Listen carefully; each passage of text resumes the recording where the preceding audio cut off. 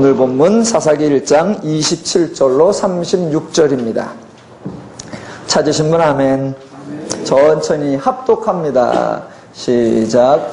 므낫세가 베스안과 그에 딸린 마을들의 주민과 다낙과 그에 딸린 마을들의 주민과 돌과 그에 딸린 마을들의 주민과 이블루함과 그에 딸린 마을들의 주민과 무깃도와 그에 딸린 마을들의 주민들을 쫓아내지 못하매 가나안 족속이 결심하고 그 땅에 거주하였더니 이스라엘이 강성한 후에야 가나안 족속에게 노역을 시켰고 다 쫓아내지 아니하였더라. 에브라임이 게셀에 거주하는 가나안 족속을 쫓아내지 못하매 가나안 족속이 게셀에서 그들 중에 거주하였더라.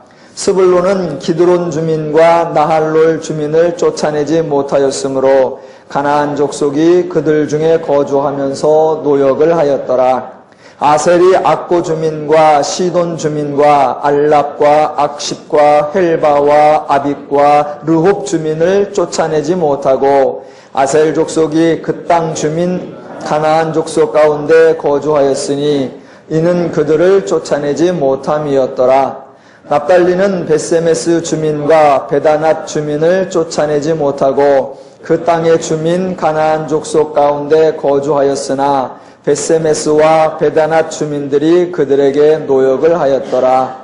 아모리 족속이 단 자손을 산지로 몰아넣고 골짜기에 내려오기를 용납하지 아니하였으며 결심하고 헤레스산과 아얄론과 사알빔에 거주하였더니 요셉의 가문의 힘이 강성함에 아모리 족속이 마침내는 노역을 하였으며 아모리 족속의 경계는 아그랍빔 비탈의 바위부터 위쪽이었더라. 아멘.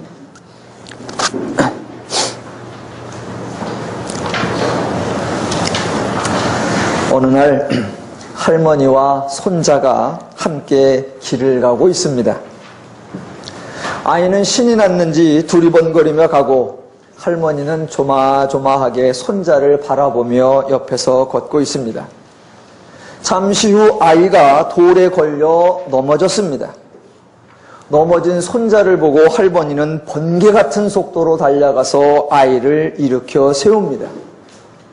아이가 넘어진 것은 당연히 아이가 주의를 집중하지 않은 결과입니다. 그런데 할머니는 아이를 나무라지 않고 대신 돌을 나무랍니다. 돌에게 에이 나쁜 돌, 왜 여기 있어서 우리 애한테 걸리게 하는 거야? 라고 말을 합니다. 돌의 입장에서는 매우 억울할 것입니다. 돌이 그 자리에 하루 있었던 게 아니고 허다한 많은 사람들이 멀쩡히 잘 지나갔는데 아이가 주의를 집중하지 않아서 걸려 넘어져 놓고는 괜히 돌을 나무랍니다. 자, 너무나 당연한 사실임에도 불구하고 할머니는 아이를 나무라는 대신에 돌을 나무라는 이유가 뭐냐? 아이를 사랑하기 때문에 그 손자에게 어떤 이유라도 책망이나 꾸지람을 하고 싶지 않아서입니다. 할머니가 그렇게 말하는 것에 대하여 제3자가 할머니 그건 사실과 다르잖아요 라고 말하거나 하여튼 저 할머니는 입만 열면 다 거짓말이야 라고 하거나 할머니가 그렇게 말씀하시면 듣는 사람을 혼동하게 하는 거잖아요 라고 따지는 사람이 단 한 사람도 없습니다. 할머니의 언행에 대하여 불만을 갖는 사람도 없습니다. 왜냐하면 할머니가 그렇게 말씀하시는 의도를 알기 때문입니다. 자, 그러다가 이제 할머니와 손자가 드디어 마을회관에 도착을 합니다. 그러면 마을회관에 들어서면서부터 할머니가 또 설레발을 치기 시작합니다. 동네 사람 다 들으라고 괜한 말을 합니다. 아유, 나이가 들었는지 정신이 깜빡깜빡하고 길도 모르겠고 방향도 도무지 잡을 수가 없네. 오늘도 회관으로 오려고 하는데 도통 어디로 가야 되는지 헷갈려서 혼났는데 글쎄 우리 손자가 내 손을 잡고 앞에 가는데 손자만 따라왔더니 이렇게 마을회관에 잘 도착을 했네. 오늘 손자랑 같이 안 왔으면 나는 마을회관에 못 왔네 라고 말을 합니다. 그 말은 사실일까요? 거짓말일까요? 예. 완전 거짓말입니다. 그러나 그때에도 사람들이 그 할머니에게 왜 거짓말을 하느냐고, 아니 사람이 입은 삐뚤어졌어도 말은 바르게 해야 되지 않느냐고, 제발 좀 정직하게 살으라고 할머니에게 트집 잡는 사람이 없습니다. 왜냐하면 모두 할머니의 속마음을 알고 있기 때문입니다. 할머니가 말도 안 되는 말을 하는 것은 어떻게든 손자를 자랑하고 손자를 뽐내고 싶어서입니다. 그래서 갖은 핑계를 대서 손자를 칭찬하려고 한다는 것을 다 알고 있기 때문입니다. 사람들은 사람끼리 하는 그런 말과 그런 행동에 대하여 이미 알고 있고 충분히 이해를 합니다. 그런데 하나님도 그와 같은 방식으로 말씀하시고 행동하신다고는 생각하지 못합니다. 아니요. 하나님도 그런 행동, 그런 말, 그런 표현 방식을 아주 자주 사용하신다는 것을 아셔야 합니다. 만약 사실 여부만을 따진다면 성경에는 말도 안 되는 표현들이 많이 등장합니다. 하나님이 아브라함을 부르실 때 창세기 12장에서는 아브라함이 믿음이 없었습니다. 그런데 성경에서 로마서 4장에 보면 아브라함이 하나님을 믿음에 그것이 그에게 의로 여겨진 바 되었느니라 라고 표현되어 있습니다. 사실성을 따지면 그 말은 사실이 아닙니다. 하나님이 아브라함에게 가나안 땅을 주신다고 말씀하셨는데도 조금 기근이 들자 약속을 팽개치고 곧바로 애굽으로 내려가 버릴 정도입니다. 또 아들을 주시겠다고 말씀하셨는데도 애굽에서 자기 생명의 위협을 느끼자 아들을 낳아야 하는 그 아내를 헌신짝처럼 버렸던 그런 아브라함입니다. 그래서 하나님이 보실 만한 믿음이 없었고 하나님이 의롭다 하실 만한 믿음이 없었습니다. 그런데 성경에는 아브라함의 믿음을 보시고 의로 여기셨다라고 표현하는 겁니다. 그런데 그런 구절을 읽으면서 아니 왜 하나님은 사실과 다르게 말을 하십니까? 왜 하나님은 그렇게 엉뚱하게 말해서 성경 읽는 독자들을 헷갈리게 하십니까? 라고 따지시면 안 됩니다. 도리어 하나님은 왜 이렇게 말씀하시고 하나님은 왜 이렇게 표현하셨을까? 그 의도를 이해하셔야 한다는 겁니다. 모세의 경우도 마찬가지입니다. 모세가 애굽에서 살다가 왕궁에서 살다가 살인사건에 휘말려 미디안으로 도망을 갔습니다. 그 사건에 대하여 성경은 아주 재미있게 표현합니다. 히브리서 11장 24절에 이렇게 나옵니다. 믿음으로 모세는 장성하여 바로의 공주의 아들이라 칭함받기를 거절하고 도리어 하나님의 백성과 함께 고난받기를 잠시 죄악의 낙을 누리는 것보다 더 좋아하고 그리스도를 위하여 받는 수모를 애굽의 모든 보화보다 더 큰 재물로 여겼으니 이는 상주심을 바라봄이라. 믿음으로 애굽을 떠나 왕의 노함을 무서워하지 아니하고 곧 보이지 아니하는 자는 보는 것 같이 참았으며 라고 나옵니다. 그 말이 사실이냐? 아니요. 사실이 아니고 참이 아닙니다. 저 여러분이 이미 모세에 대하여 알고 있습니다. 성경에 이렇게 나옵니다. 출애굽기 2장 14절. 모세가 두려워하여 이르되 일이 탈로 되었도다. 바로가 이 일을 듣고 모세를 죽이고자 하여 찾는지라. 모세가 바로의 낯을 피하여 미디안 땅에 머물며 하루는 우물 곁에 앉았더라. 히브리서에서는 모세가 애굽의 왕을 두려워하지 아니하였다라고 말하는데 출애굽기에서는 모세가 살인사건에 휘말리고 그것이 바로 왕의 귀에 들어가자 바로가 자기를 죽일까봐 두려워하여 도망갔다라고 말합니다. 그렇게 두려워하여 도망갔기에 광야에 머물 때 하나님께서 오셔서 애굽으로 돌아가라라고 할 때도 절대로 안 돌아간다고, 왜 가면 죽을 것 같으니까 그렇게 두려워했었습니다. 그런데 히브리서에는 두려워하지 아니하였다라고 표현되어 있습니다. 이런 구절을 보시면서 아니 성경은 왜 앞과 뒤가 다르게 기록되어 있냐고, 하나님은 왜 이때와 저때 다르게 말씀하시느냐고, 왜 성경은 사람 헷갈리게 기록해놨느냐고 물으시거나 따지시면 안 됩니다. 하나님께서 상대방을 이해하고 상대방을 위로해주고 상대방을 감싸주고 상대방을 보듬어 주려고 하는 그 하나님의 마음과 심정으로 표현들을 읽어낼 줄 아셔야 합니다. 또 하나, 정작 사람들이 실제 생활에서는 자주 행하면서도 성경을 읽을 때에는 적용시키지 않는 그런 행동이 있습니다. 하나 예를 들어보겠습니다. 사람이 어떤 사람에게 아는 사람이 있고 모르는 사람이 있으면 대체적으로는 모르는 사람에게 관심을 갖습니다. 아는 사람은 이미 알고 있으니까 됐고 모르는 사람이 등장하면 저 사람은 누구지? 궁금해하고 호기심 갖고 알고 싶어 하는 겁니다.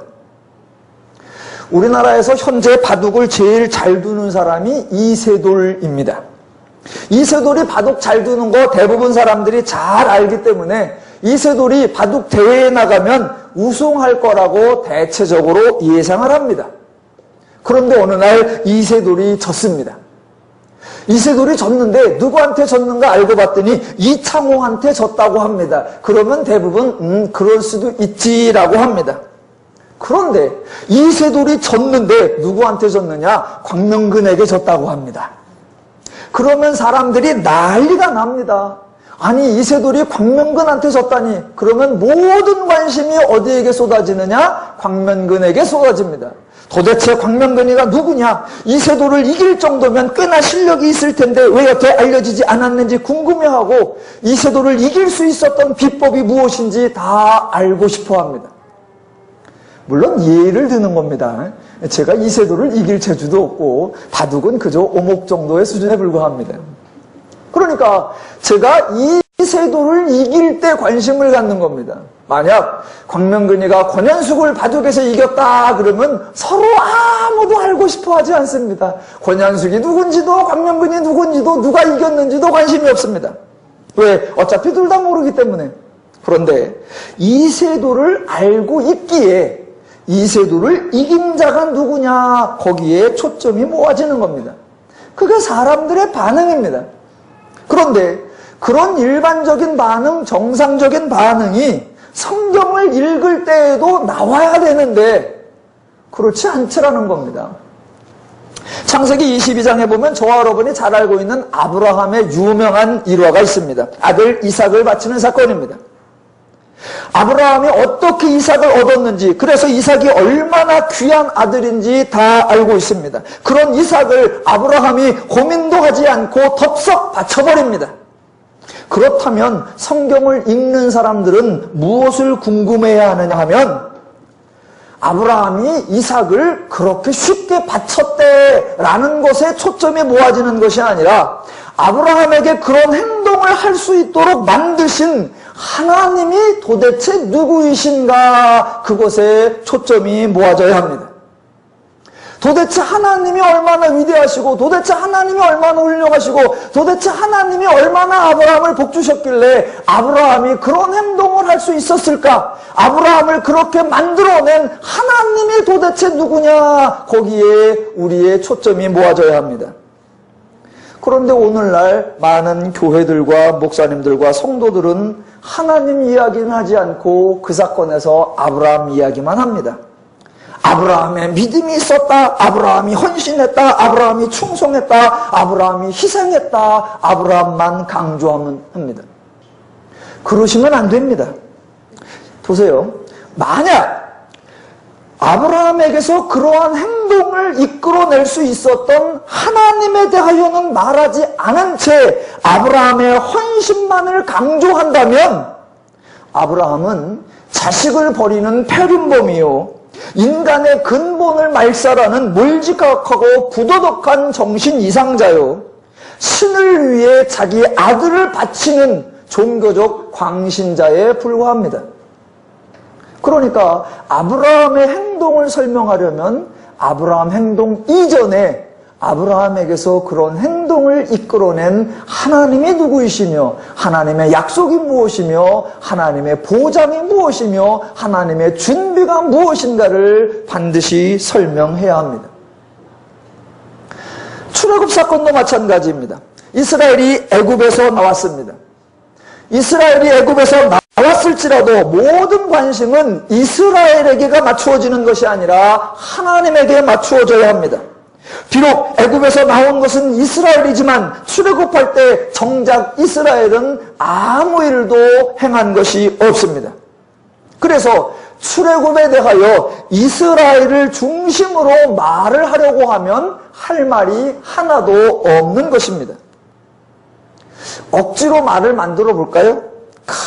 출애굽할 때 이스라엘, 애굽에 대항했던 이스라엘의 도정정신, 그런 거 없었습니다. 개구리와도 어울려 살 줄 알았던 친환경적인 이스라엘의 태도, 그것도 어거지입니다. 바닷속으로 뛰어드는 이스라엘의 불굴의 투지, 말이 안 됩니다. 그러니까 출애굽 사건의 당사자가 이스라엘이지만 이스라엘을 주어로 해서 출애굽 사건을 말해버리면 모든 말이 코미디가 되어버립니다. 이스라엘이 출애굽했지만 관심의 초점은 하나님이어야 합니다. 그래서 성경을 읽으실 때 드러날 인물만 볼 것이 아니라 드러나지 않은 존재도 알고 있어야 하고 드러난 사건만 고려할 것이 아니라 그 사건의 의도와 목적과 뜻도 반드시 고려해야 한다는 것입니다. 사사기 1장도 마찬가지입니다. 사사기 1장에 맨 처음에 등장하는 것이 유다 지파였습니다.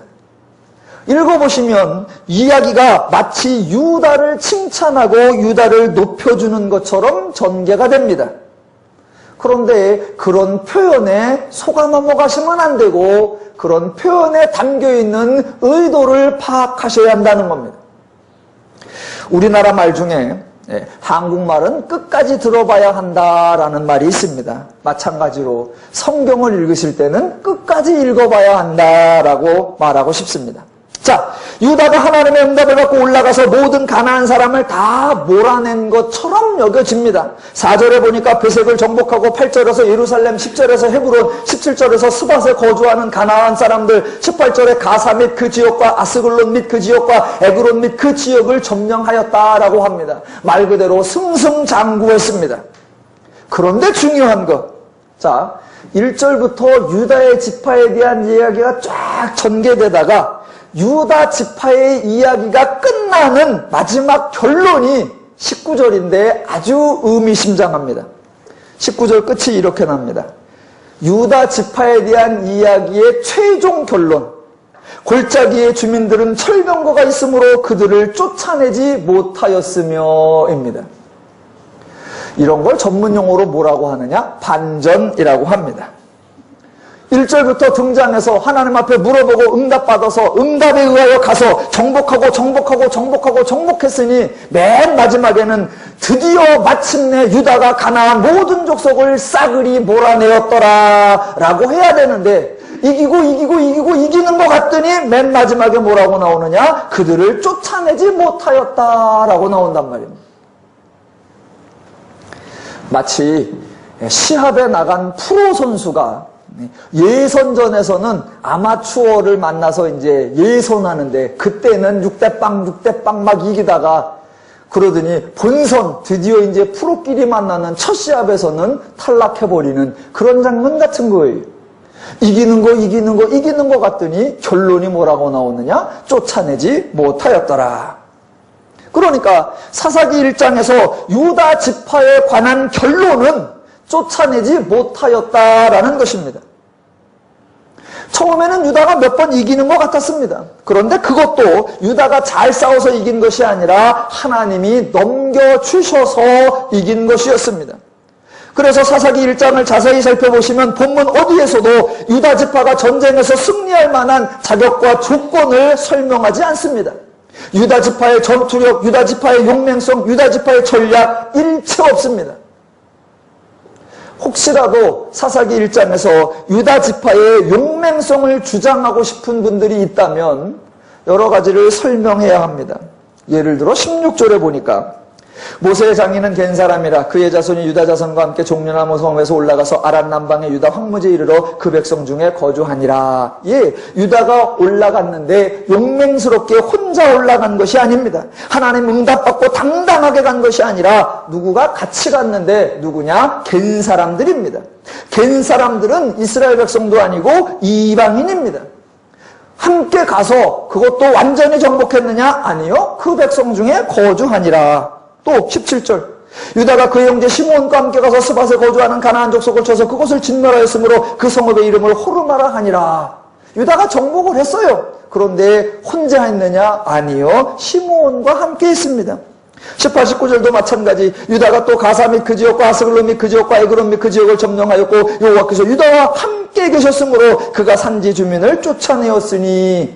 예, 유다가 승리했다라고 하지만 그 승리는 유다의 승리이거나 유다의 용맹 때문이 아니라 하나님이 승리하게 하셨기 때문이다라는 것입니다. 성경은 유다의 이야기를 길게 하지만 유다를 말하려고 하는 것이 아니라 하나님을 말하고 있다는 것입니다. 사사기 1장은 유다의 이야기만 있는 것이 아니라 이스라엘 각 지파의 이야기가 나옵니다. 처음에는 유다 지파로 시작을 했습니다. 그 다음에 등장하는 것이 유다 지파와 함께 행동한 시므온 지파입니다. 그래서 3절에 시므온에게 함께 가자라고 말하고 17절에 시므온과 함께 갔다라고 나옵니다. 그리고 21절에 보니까 베냐민 자손이 등장하고 22절에 요셉 가문, 27절에 므낫세, 29절에 에브라임, 30절에 스불론, 31절 아셀, 33절 납달리, 34절에 단지파가 등장합니다. 여기서 돌발 퀴즈를 드리겠습니다. 지금 사사기 1장에 등장하는 지파가 총 몇 개 지파였을까요? 예, 아무 생각이 없으실 줄로 제가 알고 있습니다. 그래서 설교자가 있는 거고 그래서 제가 준비를 했습니다. 예, 지금 사사기 1장에 등장하는 지파가 총 9개 지파입니다. 이스라엘은 총 12개 지파입니다. 자, 야곱의 아들 12지파로 구성되어 있는데 오늘 사사기 1장에 9지파가 나옵니다. 그렇다면 사사기 1장에는 이스라엘 지파 전체가 나왔을까요? 이스라엘 중에 일부만 나왔을까요? 정답은 전부 다 나왔다는 것입니다. 총 12지파인데 그 중에 9개 지파만 등장한 것이 아니냐? 그러니까 일부 아니냐? 아니요. 9개 지파만 등장했지만 그게 이스라엘이 다 등장한 것입니다. 왜 그러느냐? 이 본문을 이해하시려면, 즉 사사기를 이해하시려면 민수기와 여호수아서도 조금은 알고 계셔야 합니다. 이스라엘이 광야를 지나오면서 요단강 동편에 머물러 있을 때에 그 요단 동편을 점령했었습니다. 민수기 21장과 신명기 3장에 나오는 사건입니다. 그렇게 요단 동편을 정복했을 때에 르우벤 지파, 갓 지파, 므낫세 지파 이렇게 3개 지파가 요단 동편 땅을 분배받았습니다. 그래서 요단강을 건너기 전에 3개 지파가 땅을 분배받고 대신 요단강을 건너서 가나안 지역에 들어가서는 땅을 받지 않겠다라고 약속을 했습니다. 그러므로 이제 요단강을 건너 가나안 지역에 들어온 여호수아서와 사사기에서는 이미 땅을 분배받은 3지파의 이야기가 나와야 할 필요가 없습니다. 그래서 그 3지파를 제외한 9지파가 남고 사사기 1장에 9지파가 등장하니까 결국은 이스라엘의 모든 지파가 다 등장하는 겁니다. 그래서 오늘 1장을 보시면 르우벤 지파, 갓 지파, 므낫세 지파는 등장하지 않습니다. 혹시 또 순간 저에게 손을 들고 싶은 분이 계실 겁니다. 목사님, 27절에 보니까 므낫세 지파가 나오는데요. 그렇게 생각하실까봐 제가 그 대답도 준비해놨습니다. 예, 므낫세 지파는 요단 동편에서 땅을 차지할 때에 지파를 반으로 나누어서 절반만 동쪽에 남았습니다. 그래서 흔히 말하기 므낫세 반지파라고 합니다. 므낫세의 지파의 절반은 요단 동편에 남았고 절반은 요단강을 건너와 가나안 지역에 있습니다. 그래서 1장에 나오는 므낫세 지파는 원래 총 지파 중에 절반만 언급하는 겁니다. 그래서 성경을 읽어보시면 조금만 더 앞뒤 이야기를 아시면 훨씬 더 재미있습니다.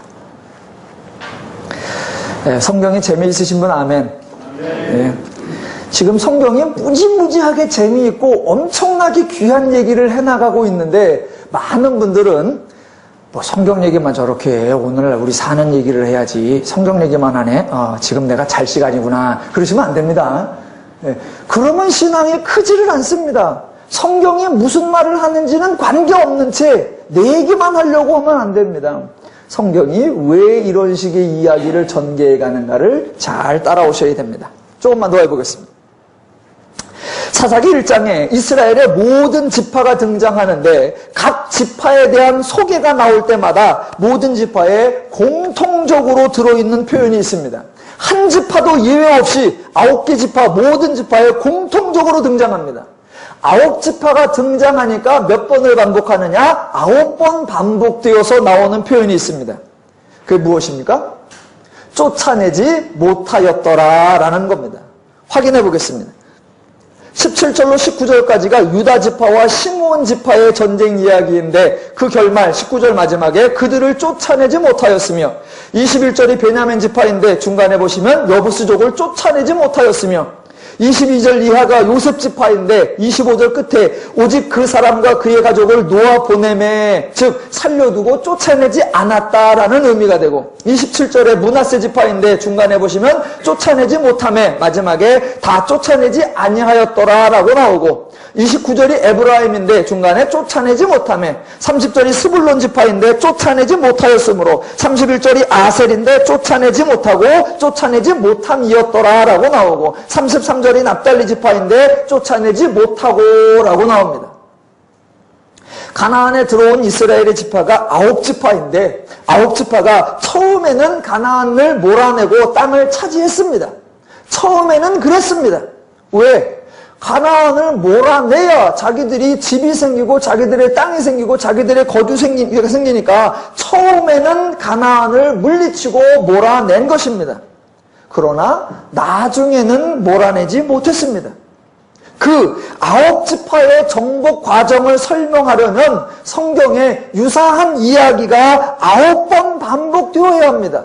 동일한 사건, 동일한 유형, 동일한 행동이 9번 강조되면 성경의 분량이 많이 늘어나니까 그 각 지파대로 9번을 설명하느니 대표로 한 지파만 예를 들어 설명한 겁니다. 그 지파가 바로 유다 지파입니다. 그래서 사사기 1장에 왜 유다 지파 이야기가 길게 등장하느냐? 유다 지파를 강조하거나 유다 지파를 높여주거나 유다 지파가 탁월하다라고 말하려는 것이 아니라 나머지 모든 9개 지파가 다 똑같았다. 다 이와 같은 방식이었다. 처음에는 쫓아내는 것 같았으나 결국에는 쫓아내지 못했다라는 것을 대표적으로 샘플로 유다를 통해서 말해주고 있는 겁니다. 그러니까 유다를 포함한 모든 지파가 처음에는 가나안족을 물리쳤으나 나중에는 쫓아내지 못했다라는 것입니다. 자, 9개 지파에 9번 반복되는 표현이 쫓아내지 못하였더라입니다. 그런데 그 쫓아내지 못하였더라라고 하는 이 9번의 히브리어 표현이 똑같은 단어, 똑같은 구문입니다. 그 똑같은 표현이 우리말 성경의 절에 따라 또는 번역본에 따라 다르게 번역되어 있다라는 것입니다.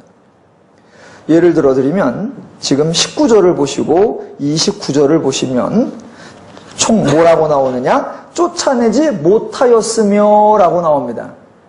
그런데 28절 맨 마지막에 보면 다 쫓아내지 아니하였더라 라고 나옵니다. 그러니까 쫓아내지 못하였더라가 8번 나오고 쫓아내지 아니하였더라가 1번, 그래서 9번인데 사실 히브리어는 똑같은 단어란 말입니다. 그 똑같은 단어를 어떤 곳에서는 쫓아내지 못했다, 어떤 곳에서는 쫓아내지 않았다라고 번역한 겁니다. 제가 카페에 사사기 1장 27절로 36절에 번역본 비교를 올려놨기 때문에 여러분이 다 읽으셨겠지만, 어제 다 확인해 보셨겠지만, 오늘 아침에 제가 조회수를 확인해 보니까 달랑 1회였지만 거기 보시면 쉬운 성경과, 쉬운 성경은 지금 저와 여러분이 가지고 있는 개역개정과 같이 대신 용어를 바꿔서 몰아내지 못했다와 몰아내지 않았다라고 번역해놨습니다. 반면에 킹제임스 성경과 신세계역에서는 동일하게 몰아내지 아니하였다라고, 천주교 성경에서도 9번 모두 몰아내지 아니하였다라고 했습니다. 영어 성경도 두 가지로 해놨습니다. 대부분의 성경은 did not drive out 이라고 해놨지만 Amplified Bible은 could not drive out, 그래서 쫓아내지 않았다, 쫓아내지 못했다 이렇게 구분해놔서 설명해놨습니다. 그런데 여러분, 똑같은 단어를 전혀 다르게 번역한 겁니다. 쫓아내지 못한 것과 쫓아내지 않은 것은 전혀 차원이 다릅니다. 만약 쫓아내지 못했다면 그것은 능력의 한계요, 불가항력의 결과일 것입니다. 쫓아내기 위해서 가진 노력과 모든 수단을 다 동원해 보았지만 도무지 감당할 수 없는 경우입니다. 실력이 부족하고 능력이 부족하고 할 수 없어서 못한 거, 그게 쫓아내지 못한 겁니다. 그러나 쫓아내지 않은 것은 별개입니다. 제일 먼저 의지의 차이가 납니다. 쫓아내지 않은 것은 쫓아내고 싶은 의지가 없고 마음이 없는 겁니다. 실력이 있고 능력이 있고 방법이 있음에도 불구하고 그렇게 하고 싶지 않은 것입니다. 몰라서가 아니고 할 수 없어서가 아니라 최선을 다했음에도 역부족이었던 것이 아니고 어떻게든 이루어내려고 가진 노력을 다한 것이 아니고 애시당초 처음부터 마음이 없었던 것입니다. 그렇다면 이스라엘은 과연 가나안을 쫓아내지 못한 것일까요? 쫓아내지 않은 것일까요? 제가 이런 설교를 할 때마다 늘 여러분에게 죄송스러운 마음을 갖는다 그랬습니다. 왜? 아니, 멀쩡해 성경에 쫓아내지 못함이라고 돼 있는데 왜 목사님은 계속 그게 아니라고 하나? 내가 저래서 성경을 안 읽어 이러시면 안 됩니다. 여러분에게 상당히 높은 수준을 지금 요구하는 겁니다. 번역본을 어떻게 읽고 거기다가 또 헬라어도 히브리어도 배우자. 아니요. 설명을 드릴 테니까 잘 따라오시기 바랍니다. 자, 과연 이스라엘은 가나안 족속을 쫓아내지 못한 것일까? 쫓아내지 않은 것일까? 사사기 1장에서만 확인을 해보겠습니다. 유다가 전쟁을 해서 여러 지역에서 싸워 이긴 적이 있습니다. 어떻게 이겼느냐? 하나님이 넘겨주셔서입니다. 그래서 2절, 내가 이 땅을 그의 손에 넘겨주었노라. 4절, 여호와께서 가나안 족속과 브리 족속을 그들의 손에 넘겨주시니. 19절, 여호와께서 유다와 함께 하셨으므로. 22절, 여호와께서 그와 함께 하심으로입니다.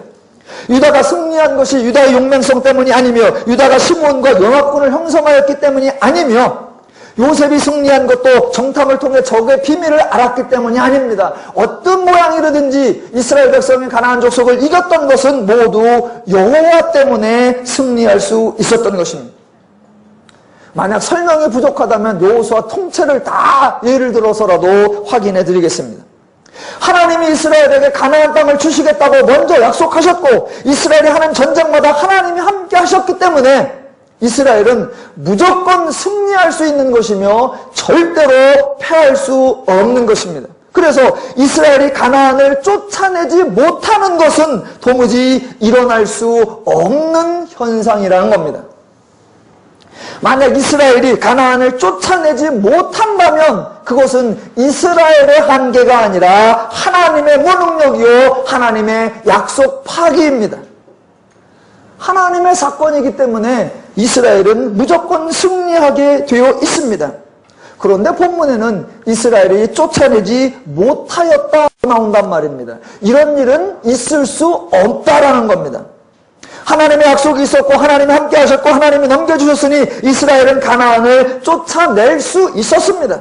출애굽부터 가나안 정복까지 하나님의 계획이요 하나님의 책임이요 하나님의 일입니다. 당연히 하나님이 완성해야 합니다. 하나님의 사건이기에 쫓아낼 수 있는 겁니다.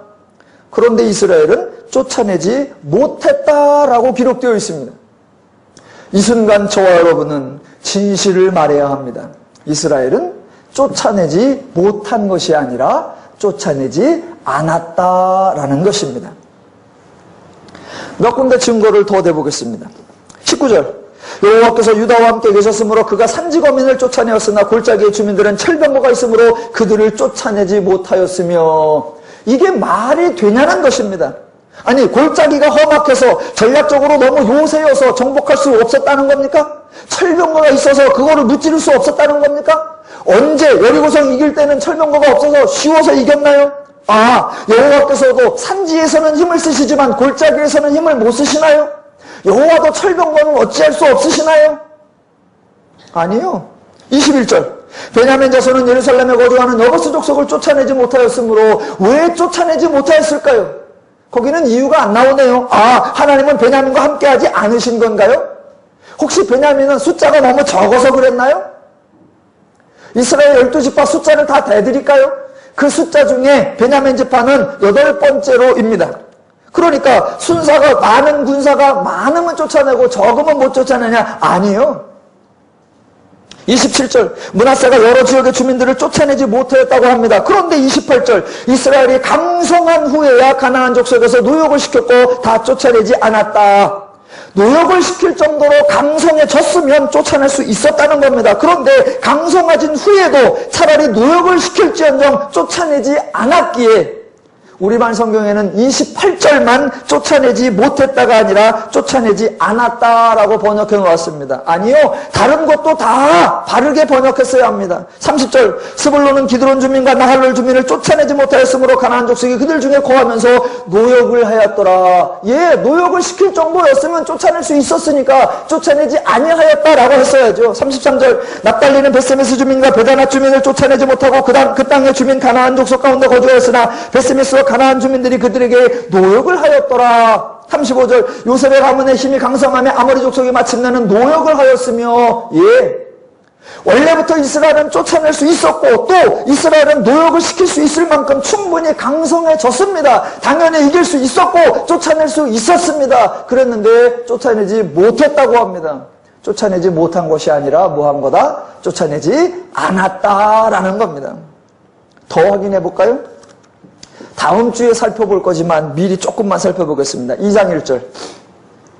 사사기 2장 1절로 2절 보겠습니다. 여호와의 사자가 길갈에서부터 너희를 애굽으로 올라오게 하여 내가 너희의 조상들에게 맹세한 땅으로 들어가게 하였으며, 또 내가 이르기를 내가 너희와 함께한 언약을 영원히 어기지 아니하리니 너희는 이 땅의 주민과 언약을 맺지 말며 그들의 죄대로 헐라하였거늘 너희가 내 목소리를 듣지 아니하였으니 어찌하여 그리하였느냐입니다. 이스라엘의 행동에 대한 하나님의 평가입니다. 그런데 하나님이 어떻게 평가하시느냐? 너희가 쫓아내려고 애를 썼는데 불가항력이었구나 라고 말씀하시는 것이 아니라, 하나님은 할 수 있었는데 왜 안 했느냐라고 말하는 겁니다. 그래서 너희가 내 목소리를 듣지 아니하였으니 어찌하여 그리하였느냐, 쫓아낼 수 있었는데 왜 쫓아내지 아니하였느냐라고 묻는 겁니다. 절대로 골짜기라, 절대로 철병거가 많아, 절대로 적군이 강하여 쫓아내지 못한 것이 아니라 이스라엘은 쫓아내지 않았다라는 겁니다. 하나 더 확인해 보겠습니다. 여러분, 만약 이스라엘이 정말로 가나안을 쫓아낼 만한 능력이 없어서 쫓아낼 수 없었다면 이스라엘이 하나님에 대하여 어떻게 행동했을까요? 하나님이 가나안 땅을 주시겠다는 그 약속 하나 믿고 하나님을 믿고 여기까지 왔는데, 정작 가나안 땅에 들어와서 하나님이 무기력하게 철병거 때문에 쫓아내지 못하고 골짜기라서 승리하지 못하고 가나안 사람이 결심해서 거주하려고 하니까 정복하지 못했다면, 그래서 이스라엘이 살 곳이 없었다면, 하나님이 좋은 의도로 우리를 데리고 왔었지만 하나님도 안 되는 게 있구나, 하나님도 어쩔 수 없구나, 그렇게 수용했을까요? 아니요. 말 그대로 이스라엘이 가나안을 쫓아내지 못했다면 이스라엘이 가만히 있지 않고 난리가 났었을 겁니다. 난리가 나. 하나님, 차라리 애굽에 그냥 두지. 내가 언제 땅을 달랬어? 내가 언제 가나안을 달랬어? 내가 언제 요단강을 건너게 해달랬어? 왜 끌고 나와서 이 난리요? 끌고 나왔으면 제대로 땅을 주든가 동네 찌끄레기 몇 개는 정복하고 이렇게 못하게 하다니 하나님 뭐 하시는 거냐고. 차라리 애굽에 돌아가는 게 낫지. 이게 하나님 믿을 거냐고. 내 그럴 줄 알았다고. 애굽 신들은 형상이 있어서 믿을만 했는데 뭐 하나님은 여호와요? 뭐 스스로 있는 자요? 뭐 형상이 없어. 에이 그래서 내가 인자 알아봤다. 벨벨 소리가 다 나왔을 거란 말입니다. 그런데 쫓아내지 못해놓고도 이스라엘이 하나님에게 한마디라도 한다 안 한다? 한마디도 안 합니다. 하나님 뭐 하시는 거냐고, 하나님 빨리 약속을 지키라고, 하나님 능력을 나타내라고 한마디도 하지 않습니다. 왜? 쫓아내지 못한 것이 아니라 자기들이 쫓아내지 않았기 때문에 하나님에게 한마디도 따지지 않는 겁니다. 그러니까 하나님의 관점과 이스라엘의 관점이 전혀 다릅니다. 하나님은 하나님의 의도, 하나님의 목적, 하나님의 뜻은 가나안 족속을 몰아내라는 거였기 때문에 그 하나님의 의도와 목적과 뜻대로 되지 않았기에 이스라엘 백성을 향하여 너희가 어찌하여 그리하였느냐라고 물으시는 거고, 이스라엘은 자기들의 의도, 자기들의 계획, 자기들의 뜻, 저들을 다 쫓아내고 싶지 않았던 자기들의 의도대로 된 거기 때문에 한마디도 안 하고 그저 가만히 있는 겁니다. 이스라엘은 쫓아내지 못한 것이 아니라 쫓아내지 않았다는 것입니다. 그렇다면 이제 마지막입니다. 하나님은 왜 가나안을 쫓아내라고 말씀하셨고 반대로 이스라엘은 왜 가나안을 쫓아내지 않았을까요? 그동안 하나님은 이스라엘의 상황을 바꾸신 것이 아니라 이스라엘의 마음과 생각을 바꿔오셨습니다. 단지 이스라엘 민족의 생각만이 아니라 인간이 타락하여 죄인이 된 후 이스라엘로 대표되는 모든 죄인이 가지고 있는 죄인들의 생각, 죄인들의 가치, 죄인들의 원리, 죄인들의 개념, 죄인들의 방법을 출애굽이라는 사건을 통해 계시를 통하여 하나님의 생각, 하나님의 마음, 하나님의 가치, 하나님의 원리, 하나님의 방법으로 바꾸어 주시려고 했습니다. 왜냐? 하나님의 마음이어야 행복하고 하나님의 원리이어야 자유롭고 하나님의 개념이어야 평안하기 때문입니다. 출애굽과 광야를 통해서 하나님을 배웠고 하나님의 마음에 담긴 가르침, 즉 율법을 받았으니 이제 가나안에 들어가서는 하나님의 마음과 원리로 평안하고 자유롭고 행복하게 살기를 바라신 것, 그게 하나님의 마음이었습니다. 그런데 이스라엘은 죄의 마음 대신에 하나님 마음을 가지라는 그 하나님의 가르침을 귀담아 듣지 않았습니다. 상황이나 조건이 문제가 아니라 죄가 문제라고 하는 하나님의 가르침을 배우지 않았습니다. 자신들이 죄인임을 모르고 죄의 심각함을 모르기에 하나님의 말씀에 집중하지 않았습니다. 죄의 심각성을 모른 채 가나안에 들어와 보니 가나안이 정말 멋있고 좋더라는 겁니다. 그동안 자기들은 광야에서 살았습니다. 광야에서 사는 동안 문화가 있나요? 문명이 있나요? 기술이 있나요? 예술이 있나요? 멋이 있나요? 아니요. 광야에서는 딱 한 가지만 했습니다. 뭐 했다? 생존. 그거 하나만 했습니다. 그런데 가나안에 딱 도착해 보니까 상대적으로 가나안은 너무 멋있는 겁니다. 여리고성을 보니까 높은 성벽이 있어요. 그걸 보는 순간 우와, 쟤네는 저렇게 높이 쌓을 수 있는 토목 기술도 있나 보다. 철벽모를 만든 것을 보고 나서 야, 쟤네는 철벽모를 만들 수 있는 기계 기술이 있는가 보다. 농사를 지어 자급자족하는 것을 보면서 야, 스스로 살 수 있는 방법이 있구나. 또 여리고성 전투에서 보았던 외투도 있고 금은 세공품들도 있는 걸 보고 나서 여기는 패션도 있고 예술도 있구나. 광야에서 생존만한 우리하고는 가나안의 이 호황찬란 휘화로운 문화하고는 너무나 차원이 다르구나 라고 생각한 겁니다. 그 생각이 드는 순간 가나안족을 몰아내면 그런 것을 배울 수 없고 그런 것을 가질 수 없고 그런 것을 따라갈 수 없을 것 같다라고 하는 안타까운 염려가 드는 겁니다. 그 순간 이스라엘은 당연히 가나안을 쫓아내고 싶지 않았다라는 것입니다. 더 재미있는 것 알려드리겠습니다. 1시간이 넘는 설교를 귀담아 듣고 계신 여러분을 향한 보너스.